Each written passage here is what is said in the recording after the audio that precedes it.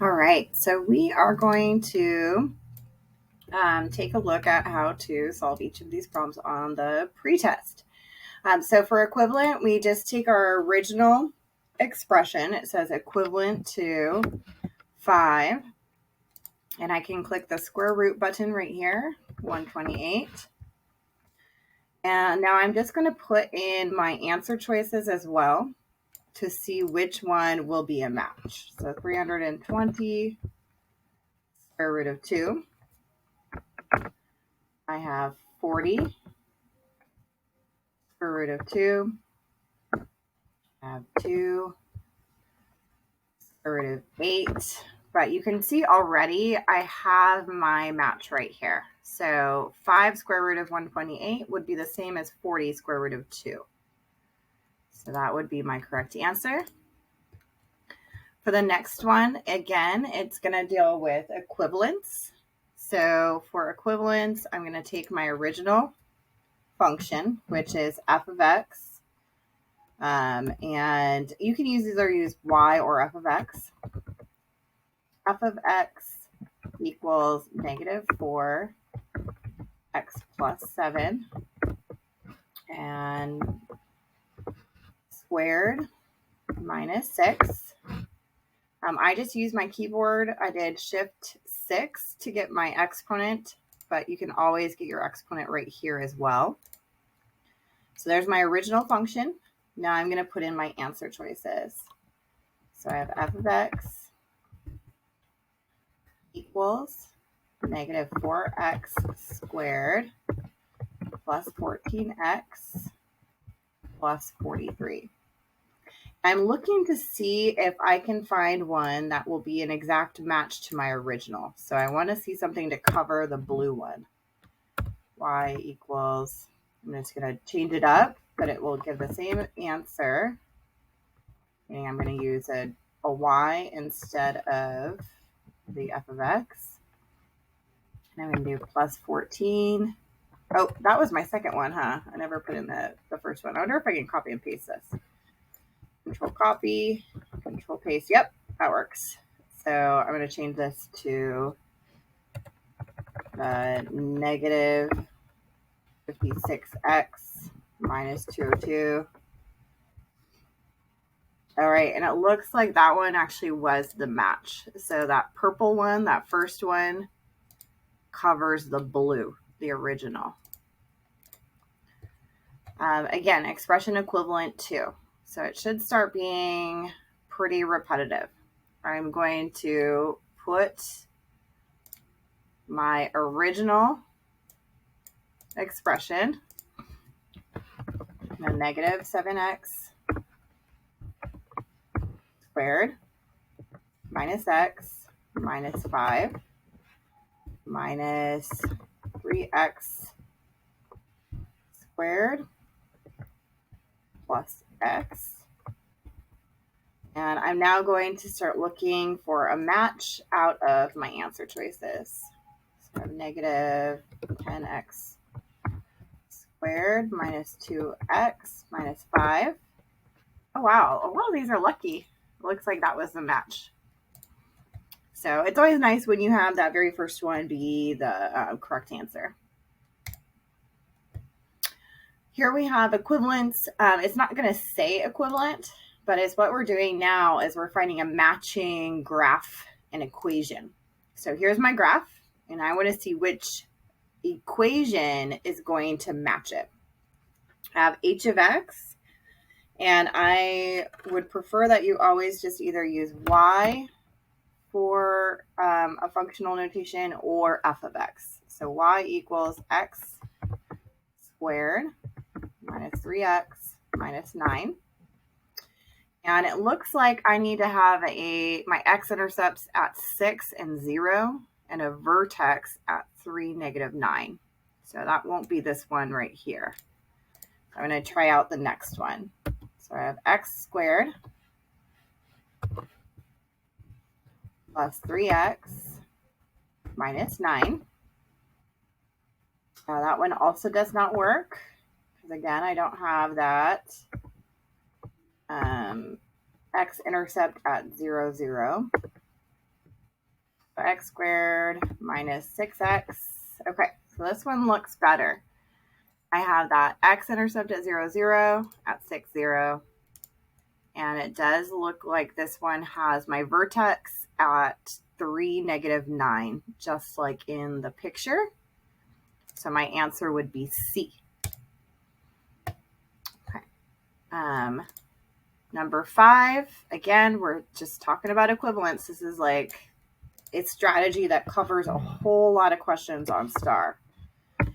The only difference is on this one, I have W's, and I'm going to swap out those W's for X's. So instead of typing in 16W squared, I'm putting 16X squared. But I now want to find a match in my answer choices to that original. Yay, a lot of these are A. So I can see right here that first answer choice already covered the original expression. So A. Okay, this one is a little different. Number 6 is going to still use that same strategy where I'm going to put in my original, because it says equivalent expression. I'm going to put my original expression. The only thing is, though, so you are seeing on this Desmos, the one on edulastic, it has sliders. That won't be the case for STAR, by the way. But you're seeing an error message. Is what I'm going to do is I'm going to take these variables and swap them out for X. Now it's going to actually graph the function or the expression. Now I'm going to take my answer choices and I'm doing the same thing. So 12u to the power of 8, I'm going to put 12x to the power of 8, and then x to the power of 10. The green does not overlap. And I'm going to do the same thing with all of my answer choices. But the only difference, again, is that I am taking the u and I'm turning it into an x. I'm taking the v and I'm turning it into an x. That one does not match. I'm going to try 36 to see if I can get a match here. And that one's super close. The black one is, but I still see a little bit of the blue on the sides. So it's not covering it exactly. We need it to be an exact match. I have a feeling it's going to be this very last one. Always, oopsies. Nope, it looks like I must have made a mistake. So let's see. We have the original expression that checks out. I have 12, 8, and then 10. I have 12, 6, and then 7. I have, oops, there we are, 36. I wonder if anybody caught that before I did. All right, that makes more sense. So the 36 with x to the power of 8, x to the power of 10, that is going to cover the blue exactly. So in this case, it would be C. I didn't do the mistake on purpose, but I'm actually kind of glad I did. That's real common. If we're finding that we're not getting that match, we are going to need to just kind of check our work, make sure we typed in everything correctly. It's the same strategy for number 7.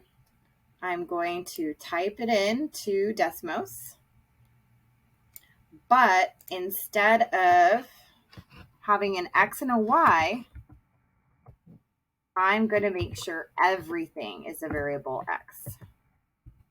So not an X and then a Y. I'm going to make sure everything is that same variable. I find when you highlight, this is the most efficient way to get it to be a fraction. I can highlight it and then push either the fraction button or division here, or on your computer. It's where the question mark is. And okay, so I'm going to have my original expression, but instead of X's and Y's, I made everything an X. And then now I'm going to do the same thing with my answer choices. I'm wondering if I can just actually copy and paste this. Yep. This will just make it a little bit easier to get, you know, everything typed in, because I can just manipulate what I had before.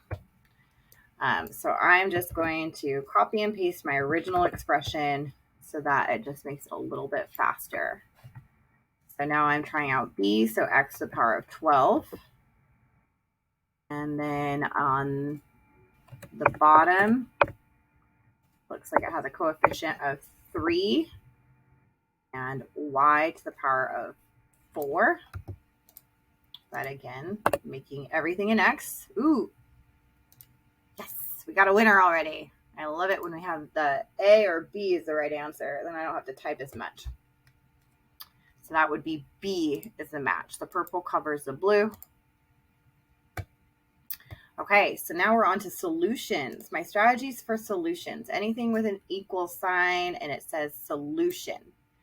I'm going to put y equals the left-hand side, so 684, and then y equals 4x squared plus 8.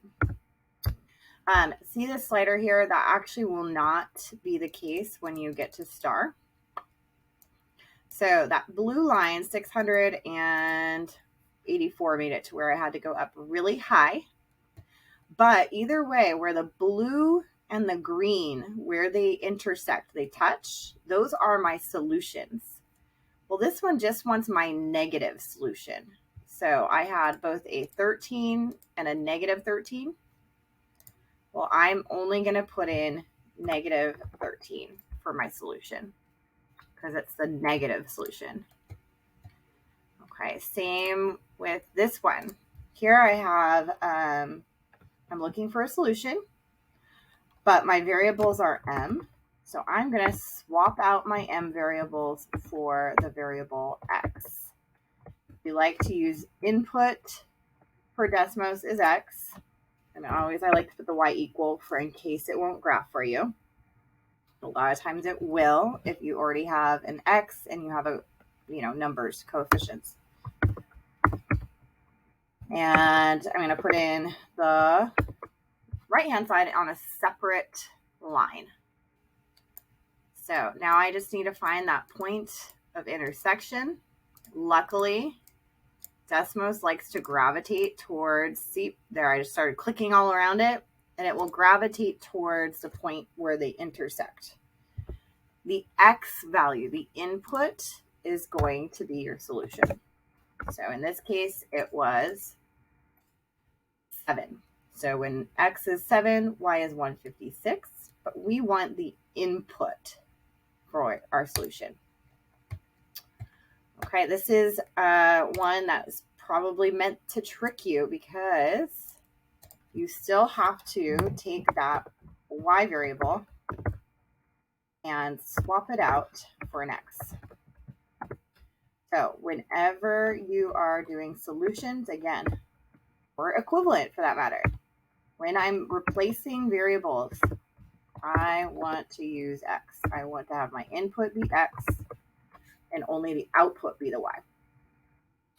Okay, this is actual solution. Okay, so we need to find our point of intersection for the green and the blue lines. It crosses at 5. So the solution would be 5. All right, those are all of our questions. This covers a lot of questions on STAR. So getting these two strategies, equivalent, we're finding a match. Solutions, left-hand side as one equation, right-hand side as a separate, finding the point where those two meet. And great job. Bye-bye.